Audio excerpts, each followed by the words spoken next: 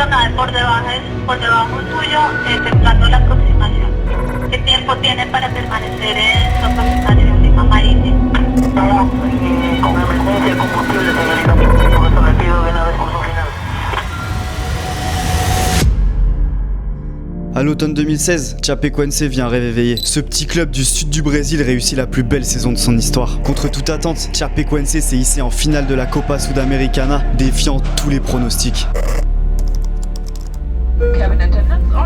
Les joueurs embarquent à bord du vol La Mia 2933. Direction Medellín, en Colombie. C'est là que doit jouer le plus grand match de leur vie, une finale continentale face à l'Atlético Nacional. En apparence, un simple vol de routine. Tenemos la oportunidad de ser los transportadores oficiales de la Copa Sudamericana 2016 en el primer encuentro que va a ser en la ciudad de Medellín. Mais à 21h59, l'avion disparaît soudainement des radars. Está a 8.2 millas de la pista.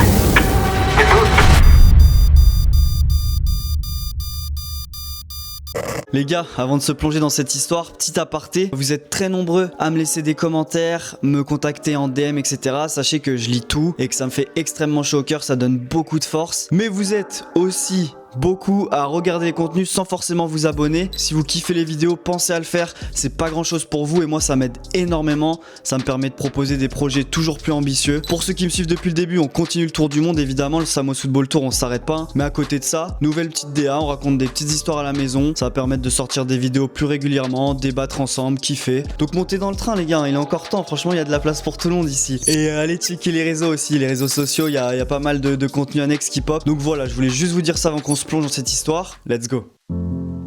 Chapecoense, c'est un petit club du sud du Brésil qui est situé dans la ville de Chapeco. Quand je vous dis petit club, c'est pas un terme qui est galvaudé, c'est que vraiment Chapecoense a évolué la majeure partie de son histoire dans les divisions inférieures du foot brésilien. Mais à la fin des années 2000, Chapecoense va écrire une des plus belles pages de son histoire. Ça commence en 2009, le club célèbre sa promotion en Série D, c'est l'équivalent de la 4e division brésilienne. Et à partir de là, ils vont réussir un exploit monumental. En seulement 5 saisons, ils vont monter de la 4e à la première division brésilienne. Et c'est un exploit qui est vraiment à souligner parce que c'est un club qui a vraiment un petit budget au Brésil.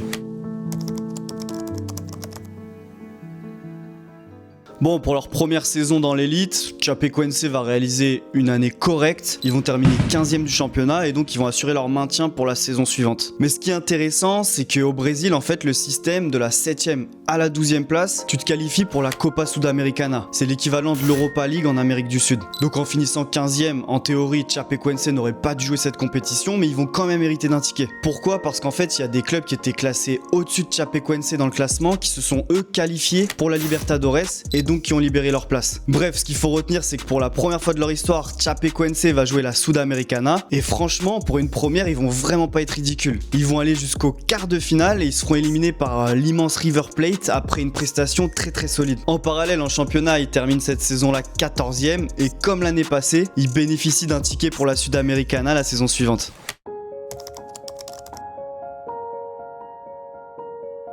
C'est lors de la saison 2015-2016 que Chape va vraiment réussir un exploit monumental. Alors que le club, c'est un des plus petits budgets du football brésilien, il va réussir à se qualifier pour la finale de la Sudamericana.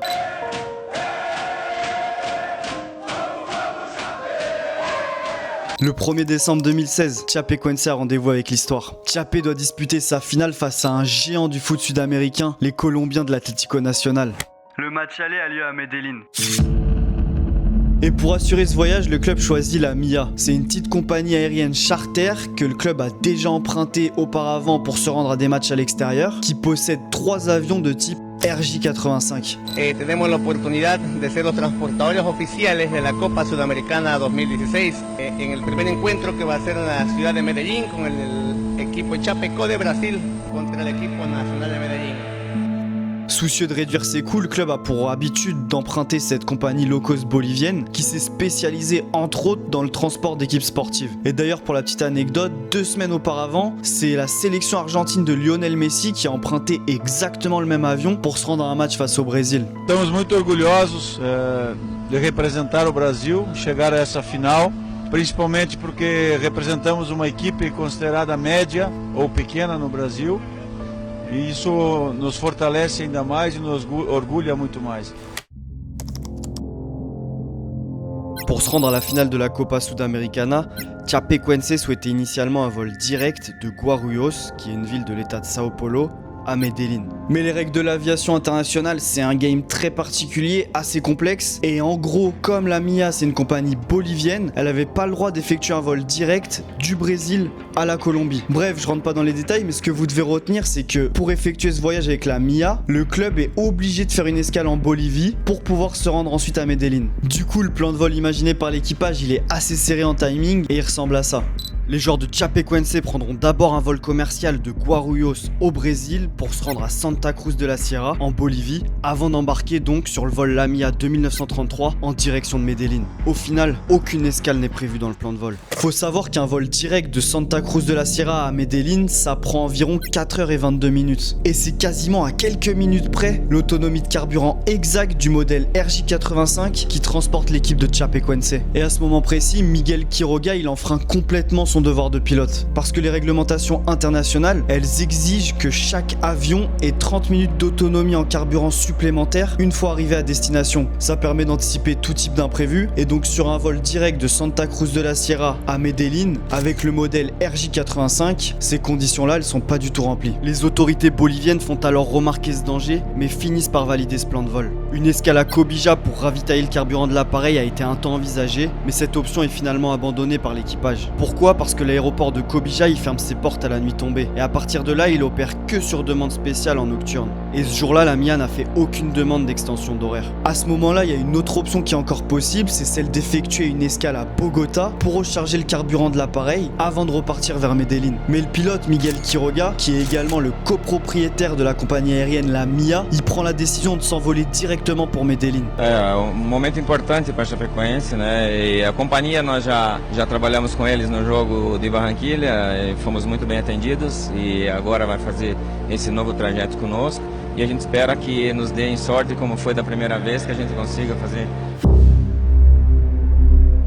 Mais alors pourquoi le pilote Miguel Quiroga il s'obstine autant à vouloir effectuer ce trajet directement? Pour comprendre, faut que je vous donne un peu de contexte sur la compagnie aérienne la MIA. À cette période, l'entreprise elle est en grosse difficulté financière et en fait effectuer une escale qui n'était pas prévue à la base sur le plan de vol, ça engendre des frais supplémentaires assez conséquents. Je vous rappelle que Miguel Quiroga c'est également le copropriétaire de la MIA et donc tous ces frais supplémentaires c'est tout sauf un détail pour lui. Faut ajouter à ça que Miguel Quiroga il en est pas à son premier coup d'essai, il a l'habitude d'être ric-rac au niveau du carburant, ça lui permet de faire des économies. Et d'ailleurs tout à l'heure je vous ai parlé de la sélection argentine, et 2 semaines auparavant c'est dans les mêmes conditions qu'il a transporté l'équipe de Lionel Messi vers le Brésil.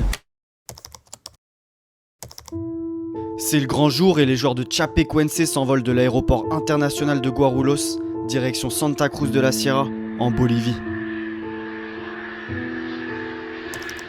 La délégation brésilienne atterrit sur le sol bolivien et se dirige vers le deuxième vol de la journée. Le pilote, Miguel Quiroga, demande quant à lui un ravitaillement maximal de carburant pour son appareil RJ85. Les joueurs embarquent à bord du vol Lamia 2933. Vai começar. Ô Fole, vai começar a viagem pra Colômbia aí, ó. Dia. Le pilote met les moteurs en marche. L'avion décolle de la piste 34 de l'aéroport de Santa Cruz de la Sierra et prend la direction de Medellín. À 18h14, l'appareil atteint son niveau de croisière. Pendant le vol, l'enregistreur du cockpit capte plusieurs discussions entre les pilotes à propos du carburant. Ils font des calculs, comparent la consommation et commencent à sérieusement s'inquiéter. Vers 18h42, l'un d'eux propose de faire une escale à Bogota pour refaire le plein en kérosène. Mais 10 minutes plus tard, après un échange avec le contrôle colombien, l'équipage décide finalement de continuer directement vers Medellín. À 21h33, l'appareil entame sa descente vers Medellín. À 21h40, la MIA 2933 reçoit l'ordre d'attendre avant d'atterrir. Un autre avion de la compagnie Viva Colombia a une urgence de carburant pour une possible fuite. Il reçoit donc la priorité d'atterrissage. C'est des choses qui peuvent arriver et dans ces cas-là, on demande à l'avion de stationner dans les airs, en gros d'effectuer des tours en attendant l'autorisation d'atterrir. Le vol Lamia 2933 doit donc attendre au point Gemli. C'est un terrain montagneux qui demande plus de carburant pour manœuvrer et descendre. Habitué d'opérer des vols avec un minimum de carburant, Miguel Quiroga accepte sans alerter la tour de contrôle du faible niveau de carburant qui devient pourtant préoccupant. Après avoir terminé un premier tour complet dans le circuit d'attente et au moment d'entamer un second passage au-dessus du point Gemli, la situation devient critique. La première demande explicite de priorité est faite par l'équipage. Lima India 2933, 210 en acercamiento y solicitamos prioridad para la aproximación. Señorita, se nos ha presentado un problema de combustible. Si l'équipage évoque pour la première fois son déficit de carburant, il ne déclare pas une urgence officielle. Le ton reste assez formel, le détail imprécis, et ça permet pas au contrôle aérien d'appréhender la gravité réelle de la situation. La priorité reste donc le Viva Colombia 8170. Lima India 933. Entiendo solicita prioridad para su aterrizaje, igualmente con problemas de combustible, ¿correcto? ¿Masivo? Ok, ya tengo, entonces le daré vectores para proceder al localizador y efectuar la aproximación, que en aproximadamente 7 minutos iniciará la aproximación. À ce moment-là, le contrôle aérien autorise un autre appareil, l'ARE 3020, qui effectuait également un circuit d'attente, à commencer son approche avant la MIA de 1933.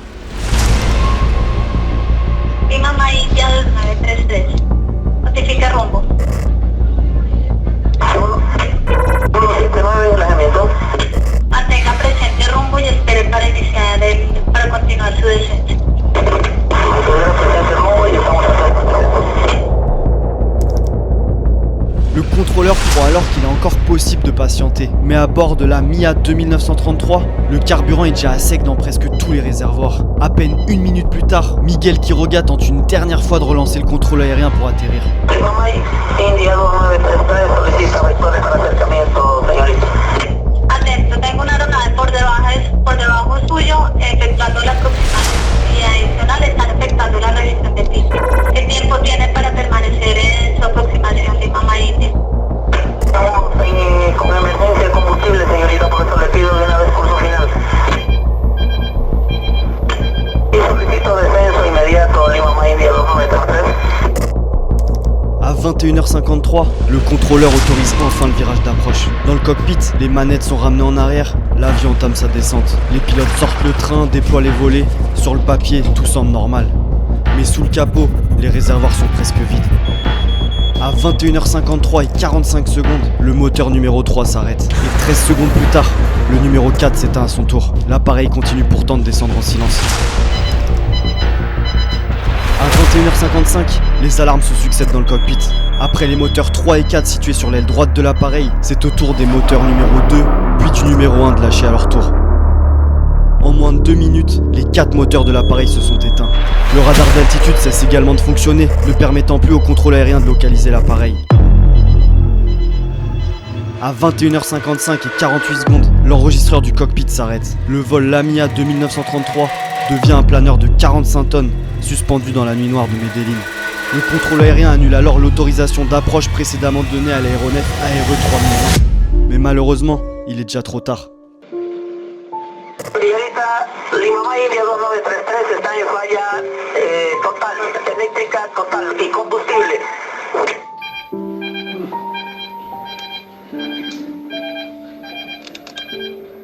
Pista libre y operable, lluvia sobre la estación Lima India 933, bomberos alertados.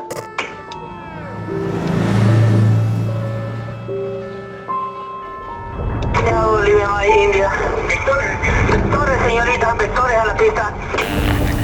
La señal radar se perdió, no lo tengo, notifique rumbo ahora.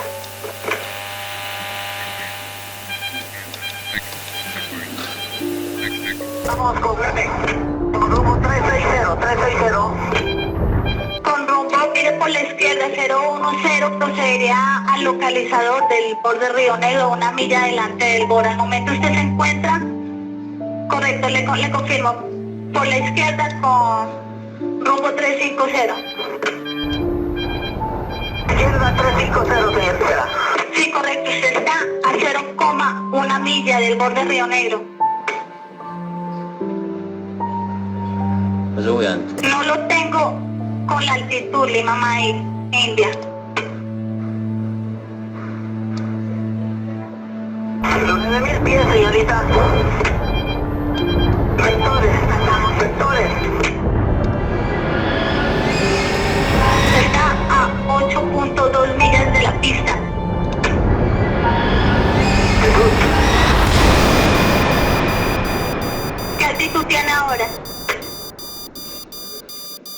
ya lo contesta. No.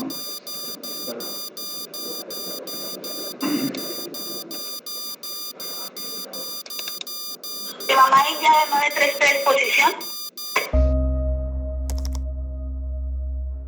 La Mia 2933 s'écrase dans les montagnes de Cerro Gordo à 18 km de Medellín. Et aucun incendie ne succède à ce drame. La preuve d'un manque total de carburant. C'est la cause de moins d'1% des crashs d'avions dans le monde. 71 personnes perdront la vie ce soir-là. Parmi elles, 22 joueurs de l'équipe de Chapecoense, 23 membres du personnel, 21 journalistes et 2 invités. 6 passagers ont survécu à cette catastrophe. 3 membres de l'équipe de Chapecoense, 1 journaliste et 2 membres d'équipage bolivien. Alan Ruschel est le seul à avoir pu rejouer au football. Il évolue aujourd'hui à l'ED Juventud.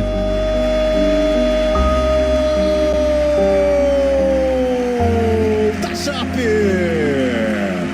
Alan Ruschel! Aplauso do banco, aplauso do público, aplauso do Jackson Foreman, aplauso do torcedor italiano.